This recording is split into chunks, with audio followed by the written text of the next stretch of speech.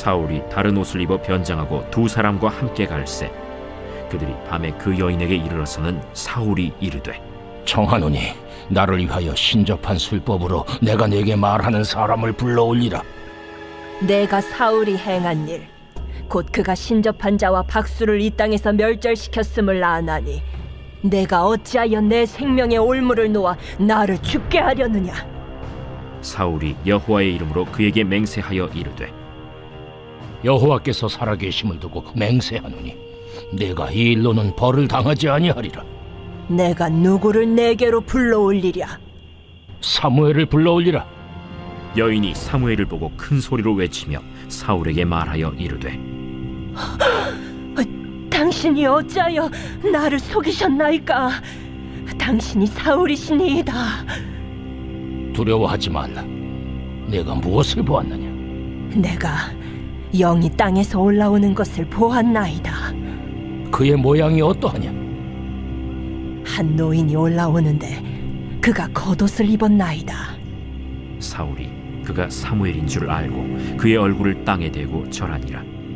사무엘이 사울에게 이르되 내가 어찌하여 나를 불러올려서 나를 성가시게 하느냐? 나는 심히 다급하니이다. 블레셋 사람들은 나를 향하여 군대를 일으켰고 하나님은 나를 떠나서 다시는 선지자로도 꿈으로도 내게 대답하지 아니하시기로 내가 행할 일을 알아보려고 당신을 불러 올렸나이다. 여호와께서 너를 떠나 내 대적이 되셨거늘 내가 어찌하여 내게 묻느냐? 여호와께서 나를 통하여 말씀하신 대로 내게 행하사 나라를 내 손에서 떼어 내 이웃 다윗에게 주셨느니라.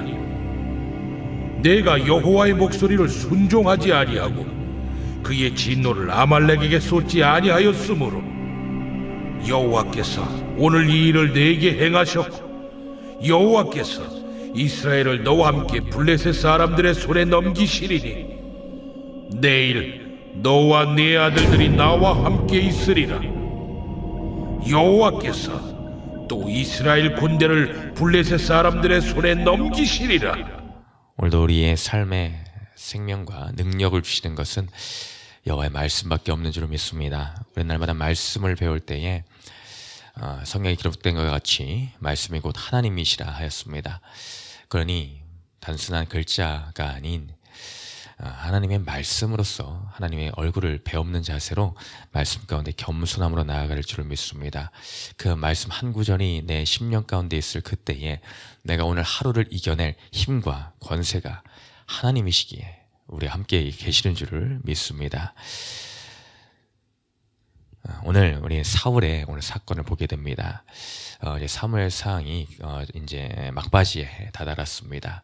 그러면서 이제 사울의 생애도 이제 얼마 남지 않은 이제 그 마지막 전투 길보아에서 이제 블레셋과의 전투를 앞두고 있는데 그 가운데서 오늘의 제목과 같이 이 사울은 두려워서 크게 떨고 있습니다.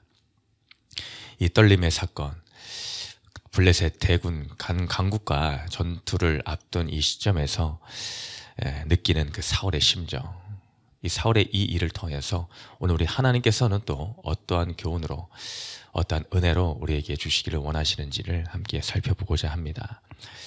사울의 이 모습을 통해서 우리는 오늘 먼저는 말씀 외의 것을 의지해서는 안 된다라는 것을 깨달을 수가 있습니다. 오늘 말씀에서 이제 사울은 그 전투를 앞두고 어떠한 일을 벌였는가라는 것을 우리는 주목할 필요가 있습니다. 앞서 25장에서 이미 사무엘 선지자가 하나님이 불러가셔서 죽었습니다. 그 뒤 사울의 행한 일이 무엇인가? 그 온 이스라엘 땅에 술법을 하는 자들, 그 모든 박수와 신접한 자들을 다 쫓아내었습니다. 이것은 하나님이 옳다라고 할 만한 행동이었죠. 그 뒤에 세월이 흘러서 오늘 이 전투가 이제 벌어지고 있는 것인데 그때에 이제 사울이 전투를 앞두고 두려움에 먼저 여호와 하나님을 찾는 모습을 그래도 보여줍니다. 하나님을 찾고 또 찾고 하나님의 뜻을 구하지만 하나님께서는 초지일관으로 아무런 것으로 사울에게 대답하지 않으십니다. 이상으로도 꿈으로도 말씀하지 않으시고 우림으로도 어떤 결과를 하나님이 알려주시지를 않는 모습을 보여줍니다. 그러니 그가 이제는 두려움과 떨림이 생겼습니다. 눈앞에는 이미 블레셋 사람들이 모여서 수넴에 진을 치고 있는 상황이기 때문이죠. 근데 그럼에도 대답지 않으심으로 사울이 그 다음에 한 행동이 무엇인가? 신하들에게 명령하여 7절에 나를 위하여 신접한 여인을 찾으라. 내가 그에게로 가서 묻겠다라고 합니다.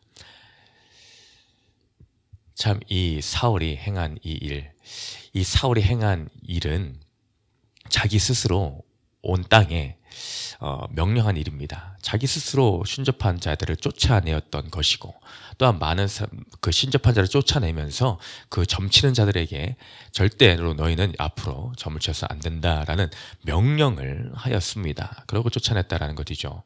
그런데 자신이 이제 급해지니 자신이 했던 것들을 다 뒤집어 엎으며 하나님이 처음에는 기뻐하셨겠죠. 그 쫓아낼 때에. 그렇지만 이제는 다시 또 하나님이 원하지 않는 신접한 자들을 의지하는 그의 모습을 보여주게 됩니다. 그래서 오늘 말씀처럼 그에게 찾아가 이제 이런저런 것을 요구하는 모습, 변장까지 하면서 찾아간 모습을 보여주죠. 왜 변장하였겠습니까? 스스로 그것이 옳지 않음을 알았기 때문입니다. 누군가에게 뛰지는 않을까, 들키지는 않을까 그런 두려움이 또한 있었기 때문이죠. 자기도 알매도 불구하고 또한 발걸음이 거리로 갈 수밖에 없는 이 아이러니한 상황이 벌어지고 있는 것입니다. 순간적으로 어쨌든 그는 신접한 자들을 쫓아내는 바른 선택을 하였음에도 이제 다시금 그 신접한 자를 찾는 이 모습, 우리들에게도 이러한 모습들이 있지는 아니한가를 살펴봐야 되겠습니다. 하나님 말씀이 그에게 들리지를 않으니 그는 손쉬워 보이는 방법을 택한 것입니다. 우리도 살아가면서 하나님 앞에 무릎으로 나아가 기도를 할 때가 있습니다. 때로는 눈물로 기도할 때도 있습니다. 마음을 찢어가며 애통하며 기도하는 순간도 있겠습니다.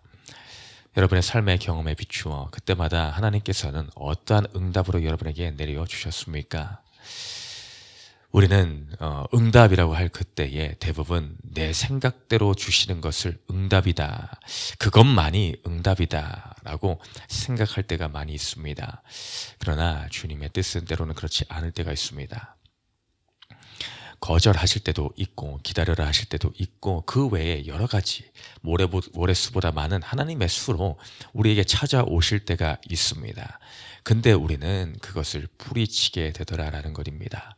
때로는 그것을 인내하고 기다리지 못하는 그 순간도 있습니다. 하나님께서는 우리에게 때로는 인내를 요구하실 때가 있습니다. 더 나아가 또 어떤 경우도 있는가?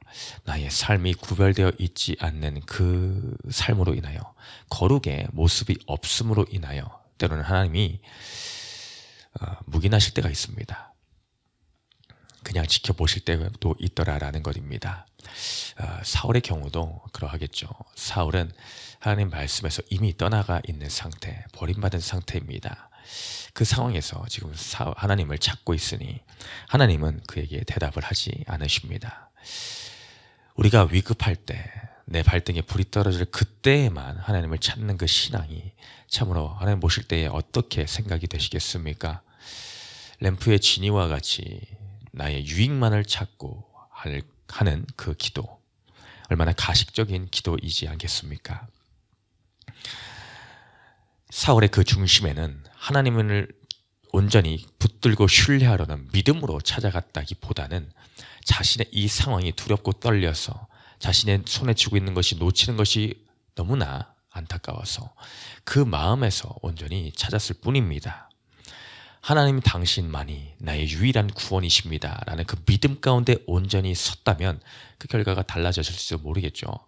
그러나 그는 그렇지 않습니다. 그는 금세 또 하나님이 나를 이렇게 응답하지 않으시니 또 다른 해결책을 강구하더라, 대번 쉬워 보이는 이 신접한 자를 찾더라라는 것입니다. 그것도 하나님 기뻐하실 만한 방법이 전혀 아닌 그 방법, 다른 것들을 구하는, 그것도 세상의 미신과 점치는 이 악한 것으로 눈이 쏠려버리는 상황이 있지는 않습니까?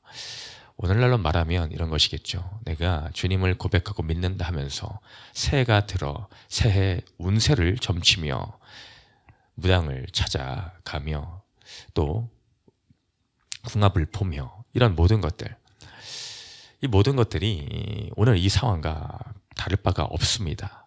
주님을 믿는다고 하면서 왜 그런 것을 하느냐라는 것이죠.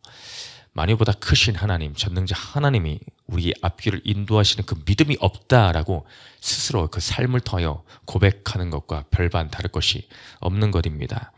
하나님이 금지한 그 방법, 하나님 기뻐하시지 않는 것, 우상과 겸하여 섬길 수 없는 그 절대적인 그 하나님을, 우리를 향한 그 마음을 산산조각 내는 것입니다. 하나님은 100%의 것으로 예수 그리스도까지 아낌없이 주시기까지 우리를 사랑하셨는데 우리는 두 마음을 품으며 하나님과 세상 사이에서 간을 보고 있는 것이다라는 것입니다. 우리의 두려움이 생기는 궁극적인 이유를 살펴보아야 됩니다. 사울은 그것을 온전히 깨닫지 못하였습니다. 왜 그가 궁극적으로 두려웠는가, 왜 그가 하나님을 찾아야 되는가의 그 이유조차도 몰랐습니다. 그 마음의 중심에 하나님이 없기 때문에, 한 구절의 그 말씀이 없기 때문에 두려운 것이지 눈앞에 있는 블레셋 때문에 두려워해서는 안 된다는 것입니다. 다른 것을 찾음으로 해결되는 것이 아닙니다.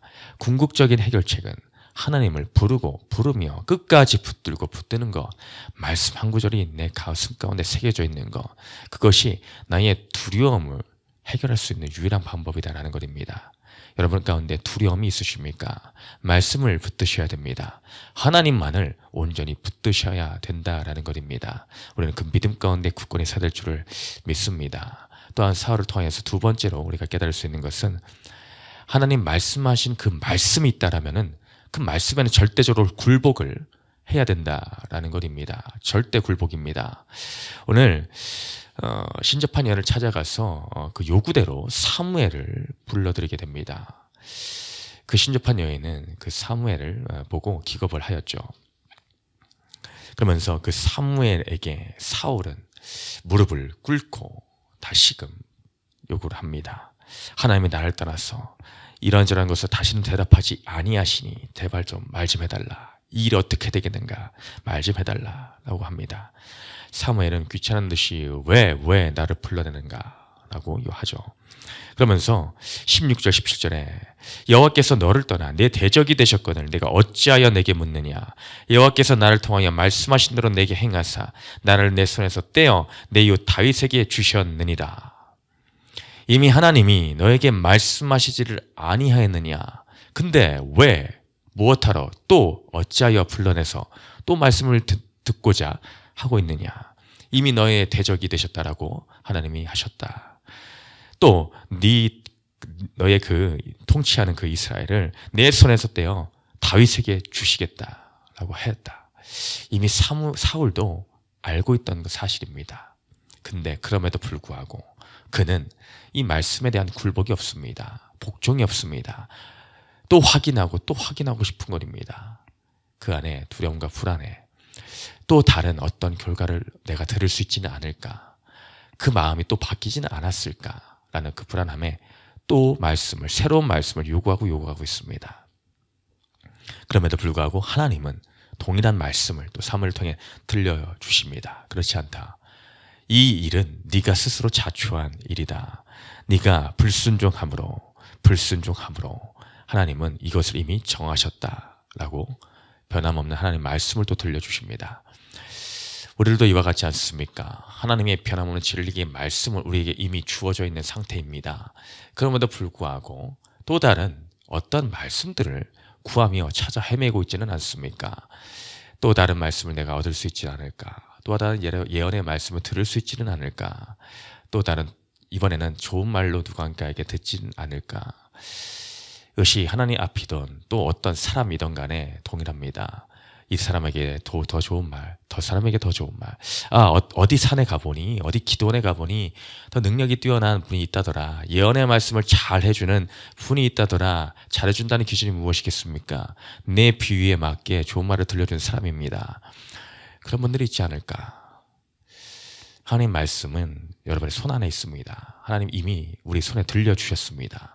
근데 이 산을 찾아가, 저 산을 찾아가, 이 사람, 저 사람을 찾아다니며 좋은 말씀을 찾아 헤매는 이것은 미신적인 행위와 별반 다를 것이 없습니다.